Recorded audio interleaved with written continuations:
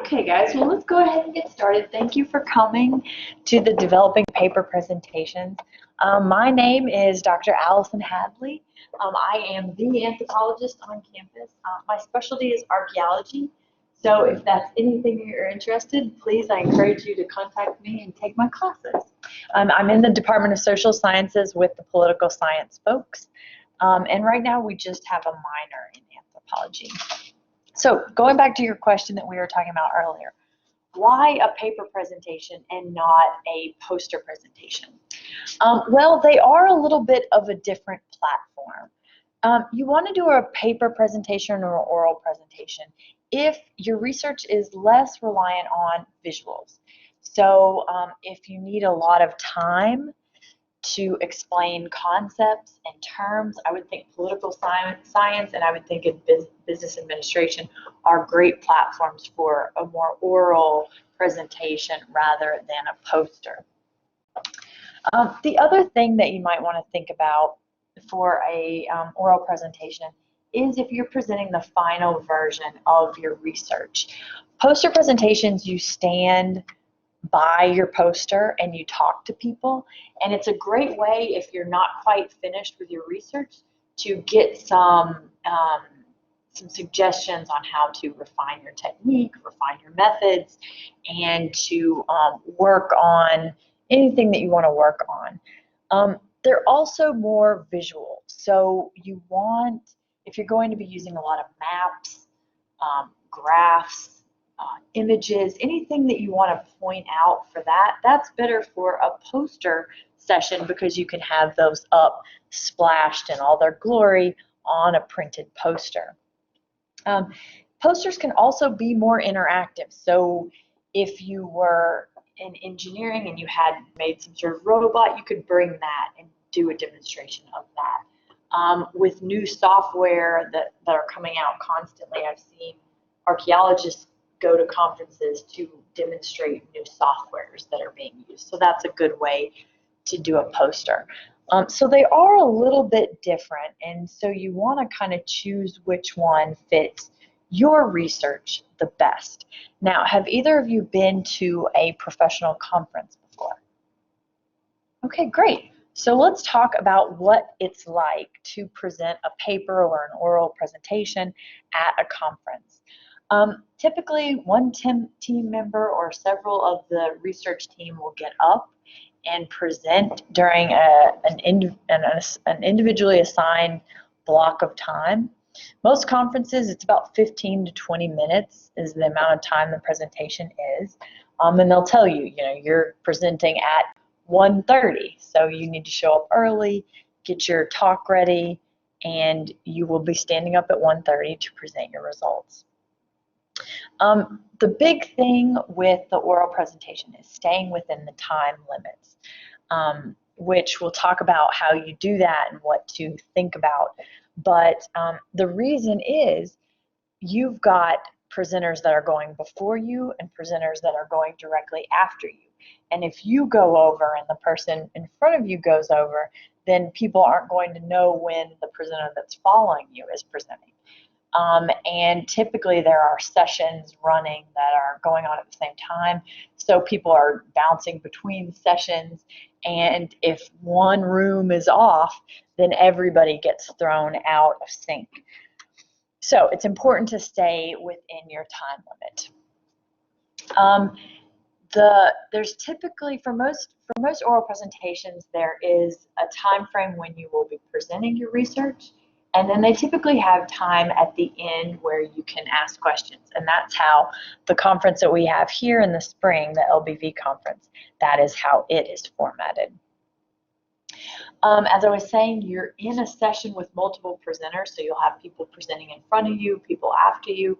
Sometimes the research is similar, so maybe you'll have other political scientists in that room presenting. But sometimes if there aren't enough people in poli-sci that are presenting, then you'll have some sociologists thrown in, so you just never know who's going to be in your session and what people are going to be presenting and how it relates to you. During longer sessions, they will have breaks. Sometimes they'll provide water in the back hard candy for people to chew on so that they're not coughing in the middle or whatever. And then you have to kind of get used to people getting up and leaving. Definitely for professional conferences, that's how it is. You'll be standing up presenting, and people leave, people sneak in. So there's kind of constant interruptions you kind of have to get used to. All right, now getting started, the first steps are know your audience, who you're presenting to. For the oral presentations for LBV conference that we have here next month, your audience will be three or four judges, and these are faculty on campus. And I don't know, are staff involved? Do they judge? Some staff do. Okay. We actually do get some people from OCC. Oh, cool. Also, you know who likes to judge? Who? Dr. Arenas' wife. Really? She'll judge Okay. you. Yes. All right, so you got a kind of a mixed group of people that could be your judge, but everyone will have a background in education. We'll have degrees, so you can kind of focus your talk on people that are going to understand your research, but you want to keep it broad for the LBV conference because you don't know who will be judging you. So you don't want it to be too jargon heavy. You will want to provide a sufficient explanation about most of your terms. The next step is knowing your guidelines, so the rules and regulations for each conference that you go to. And this information is available when you register. If you go to the LBV conference website, and registration closes Sunday, just a reminder, but you can go to the conference info, and that tells you everything you need to know about poster guidelines, but also the oral presentation guidelines are here. And I'll go over these specifically so you guys know about them. Determine what you need for your presentation. Are you going to do a PowerPoint? Do you want to do a different format than PowerPoint? I've been to a few fine arts presentations that included different materials and didn't even include PowerPoint at all. So you might want to consider that as well. Okay, so for the LBV oral presentation guidelines, let's go over those that are on the website. So they want you to show up at least 15 minutes early to the session. So that's the entire session, not just when you're presenting. Okay, so the entire session. And that's to upload your presentation so that there's no fidgeting around in between the talks. You can just get up, pull it up, and present. Okay. Plan to stay during the entire session, so not just during your presentation. So you may have to be there for an hour just to hear the people before you and after you, okay? Be courteous to your fellow presenters. That's a given, right? Presentations will be about 15 minutes, and that includes a time for questions. So you're going to want to actually be talking about 12 minutes with about a 3-minute question and answer session from your audience.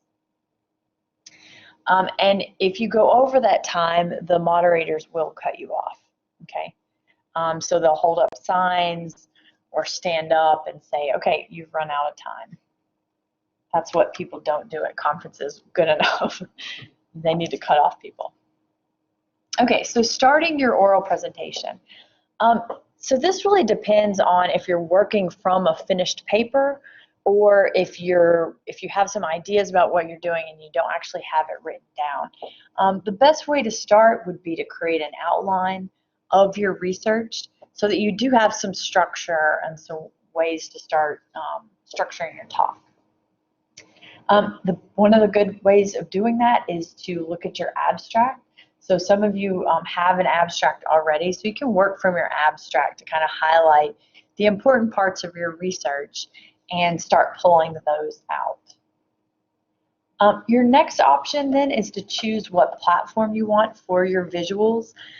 These are just a few. I have a lot of students in classes that use Google Slides. I really like Google Slides. PowerPoint and Prezi, all of those work as well. Okay, getting into slide design. Lay out your research just like it is in your paper. So start with your title, and you want to hit that as your first thing to note. Your title will include the title of your talk, your name, your department. If you want to put whether or not you're a graduate student or an undergraduate, that would be appropriate for the LBV conference. And if you're in a particular program, you might state that as well. It's also nice, sometimes people will put on their title slide the date of the presentation and the particular conference. That's always nice, just as a future reference when you go back to that particular presentation. You can go, oh, hey, I gave this on April 2nd, 2018 at the Society for American Archaeology conference or whatever. Think about when you are laying out your presentation. If you have 50 slides, that is too many slides, right? If you're covering a slide a minute, then you'll have 12 slides, right? But typically you need a little bit more time per slide. So if you know you've got 12 minutes, a good rule of thumb would be maybe 10 slides or less. So it's really not a ton of work getting the slides together. It's just getting it all nicely organized in a logical format and then presenting that research in the best way that you think you can. Keep the text really short. Sometimes people will put up way too much text per slide, right? And if it's up there 2 or 3 minutes, you don't want huge blocks of paragraphs of words, right? The best way to present would be to put bullet points or numbers so that it's just easy to read and easy to get that information across, right? A rule of thumb that I always use for PowerPoint is to have at least a size 18 font, if not bigger, and it should be visible, they always say for PowerPoint, in the back of the room. So if people can't see that smallest line, and this text is my smallest here, this is probably a size 22 maybe, but if they can't see it in the back of the room, if they can't read it in the back of the room, then it's too small. Okay, so try and stay bigger than that. The caption for my pictures are all 20, I think. So that gives you an idea how small 18 is very small. Keep your graphics or any images pretty streamlined. You don't want to throw up a really complicated table, perhaps, that has a lot of different colors that somebody couldn't figure out in 30 seconds, say, okay? So keep your graphics streamlined. If you have something that is visual like that, that needs a lot of explanation, then consider a poster, because then you can throw up a nice graph and you've got a couple minutes to explain it, right? But you won't necessarily with an oral presentation. And keep your slides from being too busy. We like to have a lot of pictures, but you wouldn't want to put, say, in the white of this background, you wouldn't want to have an image, right? I've seen people that present sometimes with images as their background for their slide. That makes it hard to read and hard to follow, and it's distracting from your message, from what you're actually talking about, right? Okay, more on slide design. Your background should be light colored just so that you have that contrast so that people can see it in the back of the room. So that's important to note. Sometimes when you have a dark background with light text on top of it, it can kind of mess with people's vision. So, so it's just easier to do the light background, as boring as that might seem. Use your headlines, your subheadings, and bullets and numbering are also great for organizing and getting your point across. And avoid complete sentences.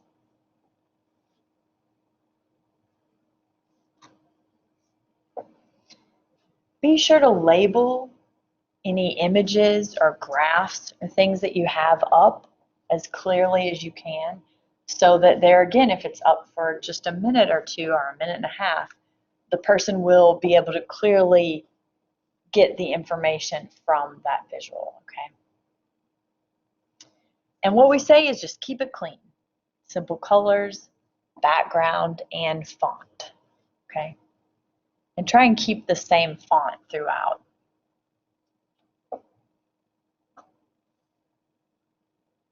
Okay. That's a pretty good graph right there. It looks like it's pretty easy to read.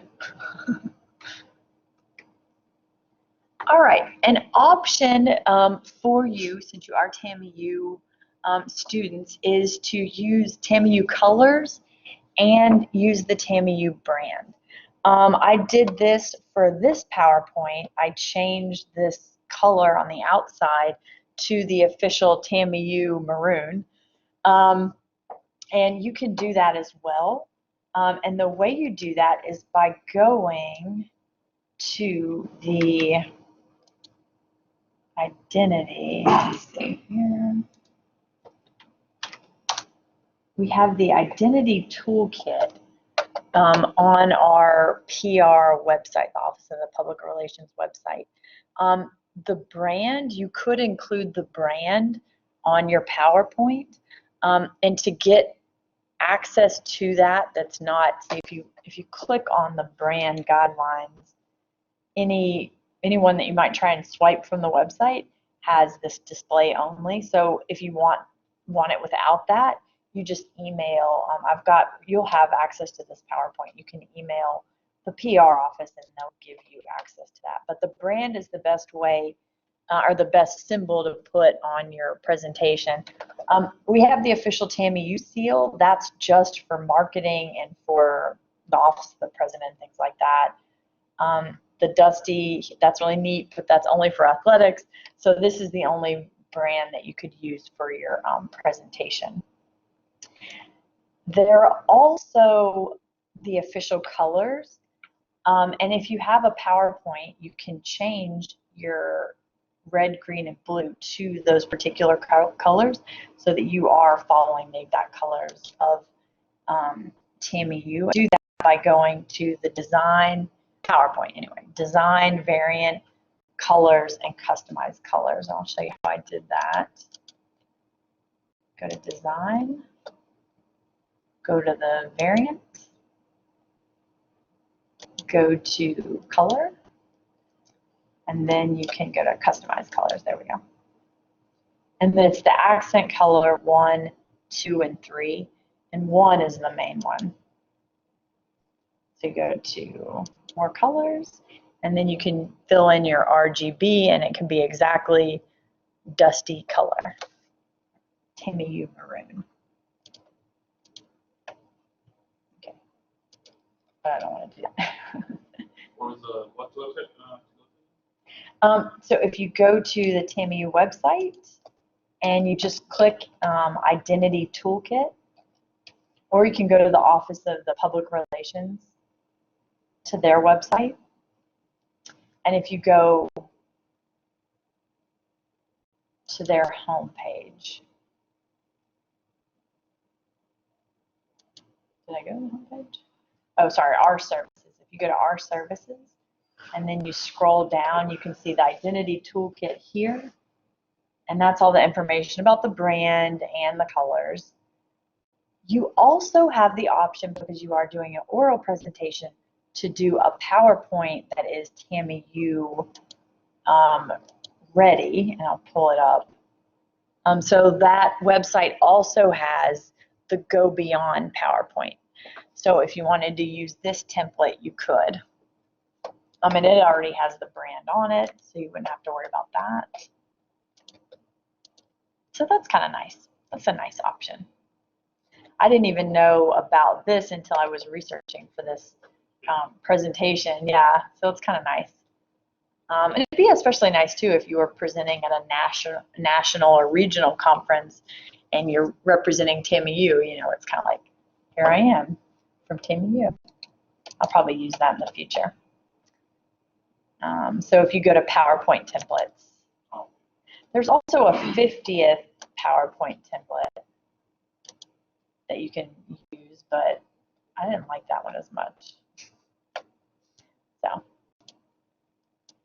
that's kind of nice as well. Okay. So you guys will have access to this PowerPoint, so you can go to those links to get that information. Okay. More on your PowerPoint and designing your visuals. Try to incorporate diagrams, graphs, and any images, but only when you think they are appropriate. Okay. And if you're presenting any data, make sure that it's easy to read. So if you are showing graphs or pie charts or anything like that, make sure that the colors are clear, that all that data comes out and that information is easy to read. And try not to make your presentation too cluttered. If you feel like one individual slide has too much information, cut it in two and add to it, and just cut that information into 2 parts. And like I said, you need a short label for every visual that you do put up there, okay? And it should be, the label itself should be at least 18, font size 18. This is the big thing for the oral presentation: practice, practice, practice. And I would say before your presentation, schedule a time with your advisor to go over it. I did this with my students for the LBV conference. I actually reserve a classroom, and they put their presentation up on the big screen, and then I sit in the back so that I can make sure everything's clearly labeled, so that I can check that they are projecting their voice, because that's a big part of the oral presentation. Checking to make sure it flows, if anything needs to be added, but also checking on the time. So I always will time it and make sure that they're staying within that 12-minute time frame, okay? One thing that professional archaeologists don't do very well, which I would suggest you guys never do, is read your presentation. That's the unfortunate thing about, I don't know why, at my conferences, that they're always reading it from an actual paper, reading, Don't do that. Know your material well enough that you could either present it from little cards, or just not at all. If you want to hold cards, feel better in case you forget anything, or if you're nervous and you want to look down just to give yourself something to remind you where you are, that's always fine. But I would not read from an actual presentation. Okay. Now this does make it harder to stay in time or on time, but if you're well organized with a PowerPoint and you practice, practice, practice, then you should be able to stay within your time frame. It's funny, I have all these pointers, but in class, I don't do any of that, of course. I just go on and on and on. But we've got class time, right? So that's nice. Let's see. Like I said, try and get some feedback from an advisor if you can. If you can't get your advisor to give you some time, you could always schedule an appointment with me, and I could go over it with you before the LBV conference, or if you're going to another conference, or a friend. If you've just got a few minutes before, in between your classes, and you're in Pellegrino 211 and nobody's in here, then throw it up and see what your friends say, right? Or even family members, that, depending on if you like your family members in that way. And then refine it based on whatever feedback you get. And the most common mistake for oral presentations is going over the time limit. Is really just going on and on and on, particularly at professional conferences where people think their research is the Bible, right? That's kind of how they are. Archaeologists, anyway. For your delivery, this is the important part, and this is the part that make a lot of people nervous, and one of the reasons I think people prefer to do poster presentations and not oral presentations is they get nervous about having to do some public speaking. Well, fear not. The fear of public speaking is a bigger fear for most people than death, although I don't know, with coronavirus around, maybe not lately, but yeah, everyone's nervous about giving presentations. It's quite normal. Even after teaching for so many years, I go to a conference like, oh, I can do this. I'm not going to be nervous. I teach for a living. I'm a public speaker for a living. And then I get really nervous and I look just amateur hour. It's terrible, but it's absolutely normal. So don't worry. Everybody that's presenting at your conference, even the folks that do it for a living, they are nervous. So. And the nice thing about LBV conference is you are presenting with other students from TAMIU, so everyone will be nervous as well. You want to start when you start your talk. You want to start with the topic. So when I started here, I said, "Hey guys, this is about the paper presentation or about the oral presentation." Give your audience a guidepost for this is what I'm talking about, right? And whether or not you want to introduce yourself is another thing as well. It's always kind of nice to, but at least give them the topic. Try to make as much eye contact with the audience as you can. That really helps. It helps you get feedback on, okay, what am I doing right? What are people interested in? And it's also a way to relieve some nervousness. It's like, okay, we're here, we're talking. It's not as scary, right? Try and speak clearly and in a loud voice. And the rule of thumb there is that the people in the very back should be able to hear you. I don't think for LBV conference you'll have mics, but some conferences you might have to stand in front of a podium speaking into a microphone. So if you go to a professional conference and present your research elsewhere, you might need a microphone. So that's something to consider in the future. And practice always helps, right? It always helps to know your material and be prepared. And that helps with nervousness and it helps with delivery and everything. The LBV conference has attire guidelines. And I think this is to help you guys kind of cultivate a professional look. Let's see, that's not it. There it is. I've got so many things open here. The attire guidelines for the LBV conference are on their website, so you can access these. They suggest business casual, which for women are pants or a long skirt and a blouse. And for men, it does include a tie, a tie with a button-down shirt. Women can wear a tie too, if they want. You can wear a suit if you want. That's a little dressier, but it is nice to be prepared with a professional look. It makes you feel ready. It makes you feel professional, right? You're ready to go. Try to be confident. You are the expert on this particular topic. So you can give insight. Typically, your judges will not be your advisors in this topic. So you'll know more than the judges. So be confident in that. And do not mention anything that you might have left out of the presentation. So if you left out a slide because you didn't have time for it, don't mention that. Just go with what you got, okay? Yes? So my presentation Yes. I'm going over scenes of a film, right? Hmm.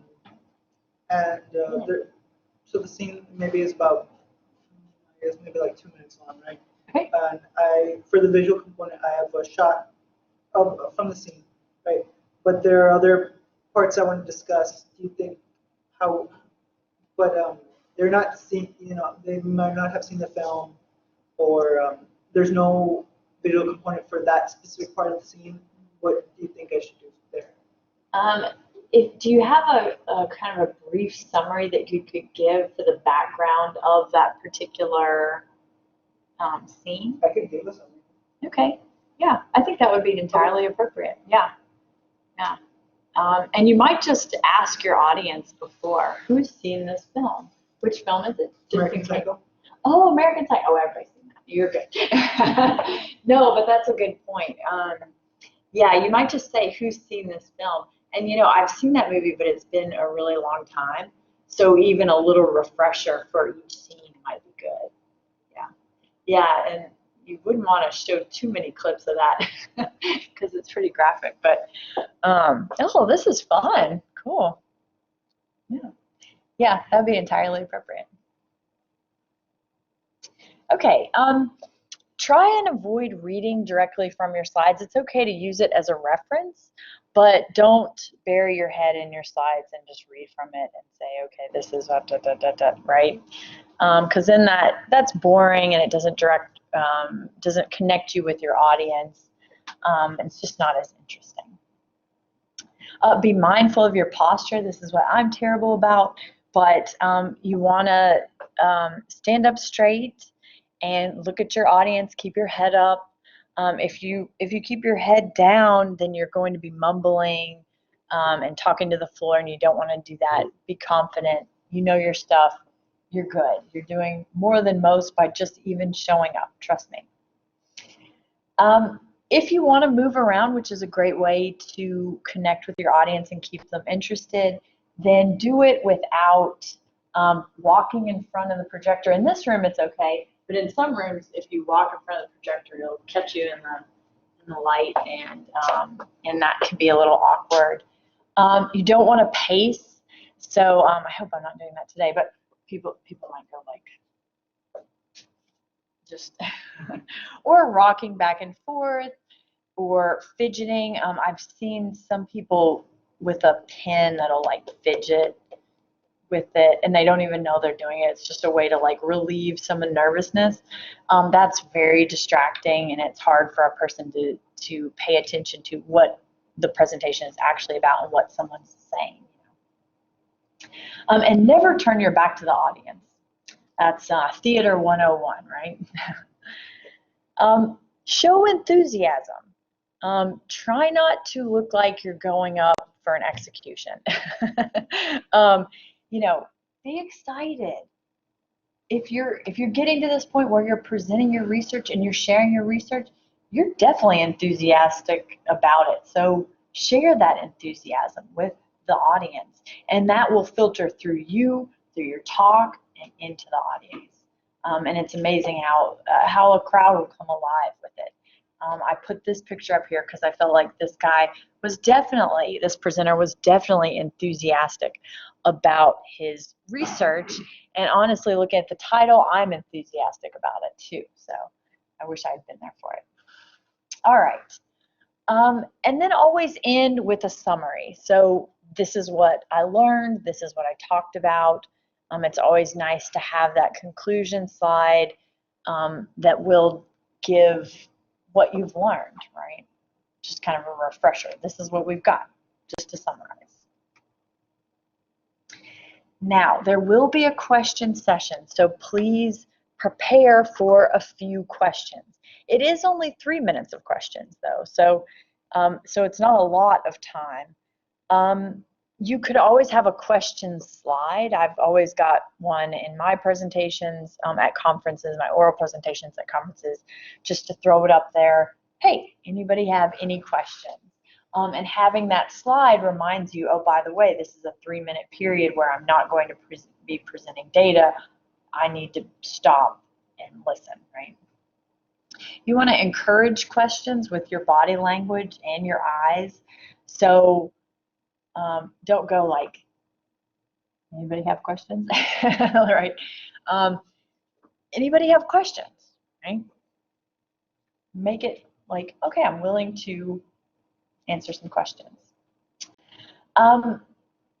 If you need to, take a minute after the question has been asked to think about it, but not too much time, and then you can respond.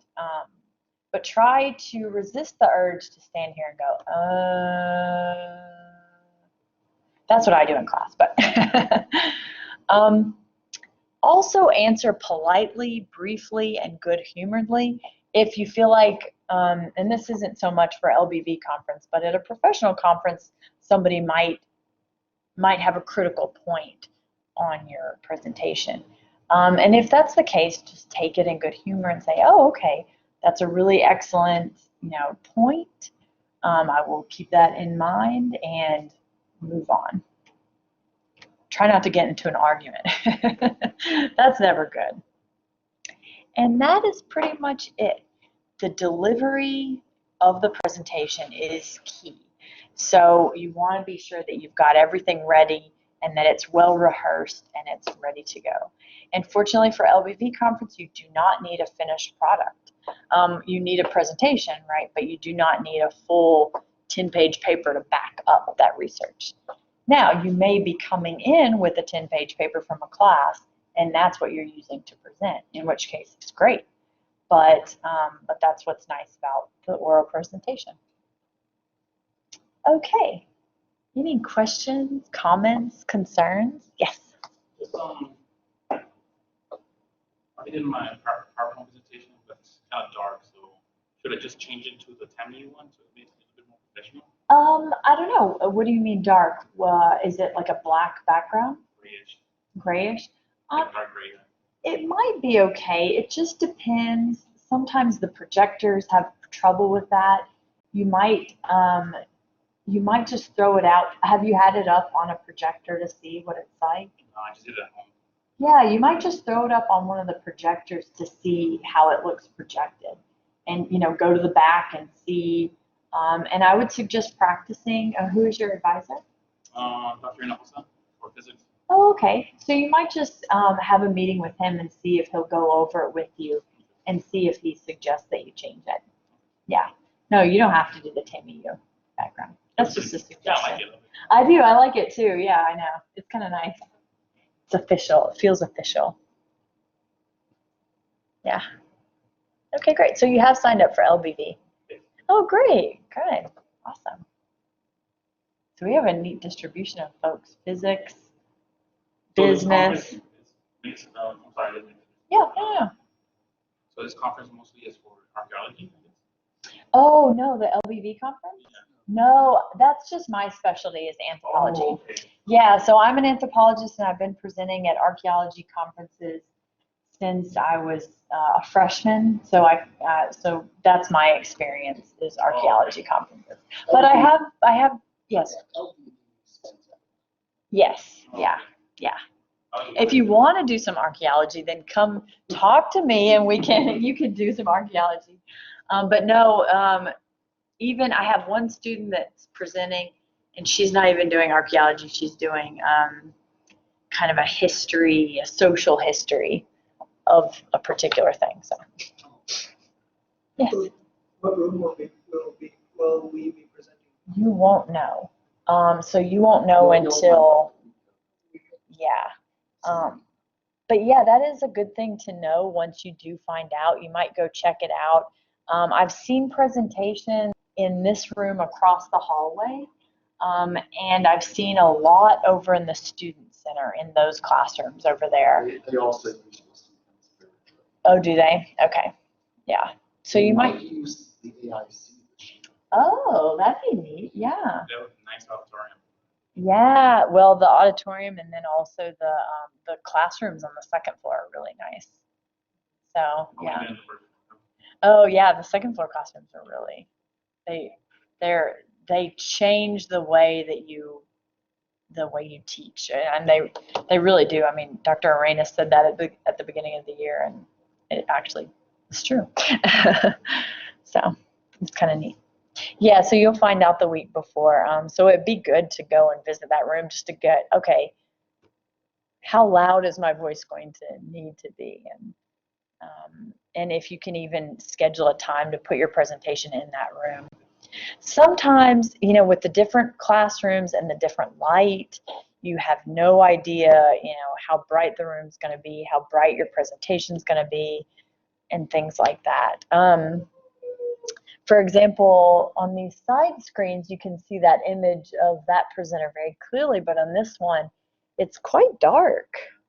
So you just never know until you find out with the room. So you might go to the room and practice. Yeah. Yeah. Okay. Any other questions? A way to keep on time. Sometimes you'll have two screens. You'll have a presenter screen and what's actually on the screen. And they have a timer for your PowerPoint presentation that can go, or you just practice it enough so that you know that, okay, I spend 2 minutes on this slide, I spend 3 minutes on this slide, I've got 10 slides, so that gives me. And a judge will have raise at 3 minutes. 3 minutes left. Now, do they raise it 3 minutes before the end or 3 minutes before the questions? Do you know? 3 minutes before questions. 3 minutes before the questions. Okay, so they'll always give you time for questions. Oh, yeah. Okay, that's good. I've noticed that a lot of students don't take their full time. Don't take their full time. Oh, okay. Yeah, because it's, yeah, I get it over with. That's a good point. So try to take it. Yeah, try to take your full time. That's a good. Because That's that's good actually advice. on the rubric that the judges will use to evaluate you if you don't use the full time. Those lose points. So it's okay to go overtime then? No. Try to say like at 12 minutes. Yeah, just on time. Plus or minus a minute. But Okay. Okay, let's see if, do they have the rubric on here? Yeah, they do. I do. Question. I pulled their rubric for my own. I think when I registered, they had the rubric, like in the register, when you register the process of registering. Once Really? they did it, they came out, they dressed appropriate and all that stuff. No. Yeah, I don't see it.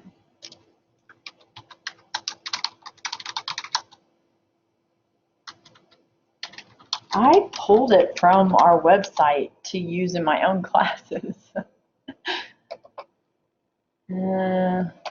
It's not an easy find though, is it? I saw it once at the registration. So that if you actually go to the, NASA. Well, do all that. yeah, I don't think I've got my rubric on here. I've got it on my computer, but.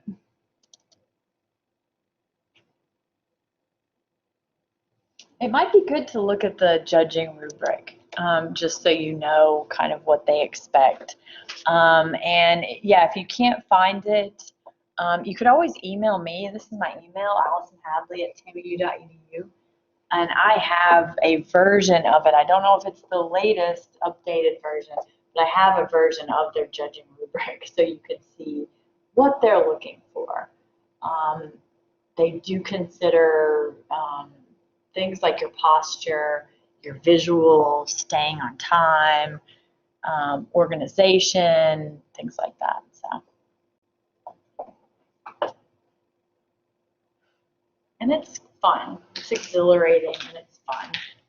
And it's a good way to get your research out there. And there are prizes, so that's really nice. If you win, I don't know, is it like $500? No more monetary prizes. Oh, that's They terrible. don't have money this year, man.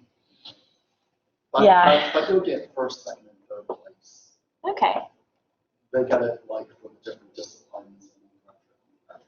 Okay. That's nice.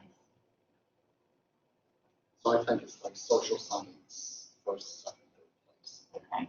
Math and physics first, second, something like Okay. Yeah. That's a good thing for your, that's that. a, What's that? Say about math and physics? Let's be more precise.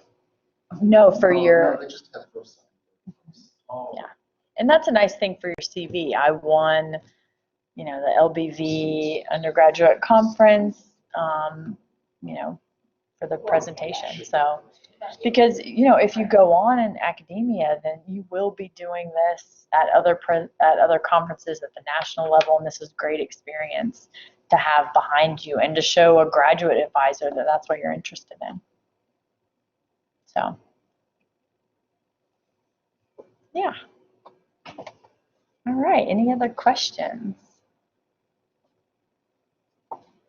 Okay, well, we will give you guys access to this PowerPoint, and you have my email if you have any questions or you need to practice your session. I'm happy to look at it and go over it with you. It'd be a lot of fun.